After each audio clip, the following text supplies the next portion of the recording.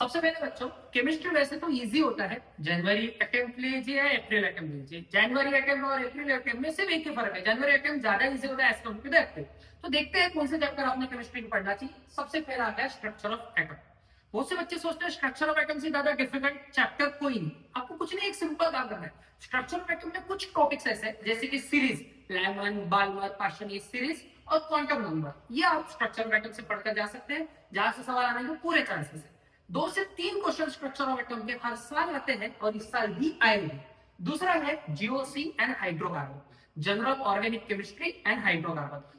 Organic chemistry का base है ये 2 चैप्टर। अगर ये 2 चैप्टर जिसको आ गए, उसको ऑर्गेनिक केमिस्ट्री की सारी चीजें आ जाती है। तो जीओसी और hydrocarbon again most important chapter है हमारे जेई के लिए। नेक्स्ट चैप्टर है बच्चों केमिकल बॉन्डिंग। सबसे ज्यादा वेटेज लेके बैठा हुआ है ये चैप्टर। केमिकल बॉन्डिंग में अगर आप देखोगे वीएसीपीआर का खेल खेलना है, वीबीटी थ्योरी के साथ मजे लेना है, ठीक है, एमओपी को खेलना है, ये सारी चीजें आपको केमिकल बॉन्डिंग में पढ़ने मिलेगी।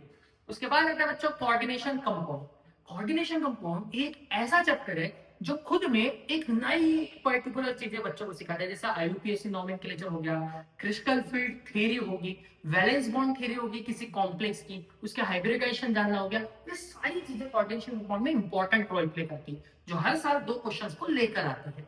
उसके बाद आता है बच्चों केमिकल काइनेटिक्स, जिसमें एक इंपॉर्टेंट चीज जो कभी मत छोड़ना, जिसमें यूनिट्स की बात करते हैं, units of order of reactions. तो ये एक इंपॉर्टेंट चीज होती है बच्चों केमिकल काइनेटिक्स। चलिए आगे बढ़ते हैं।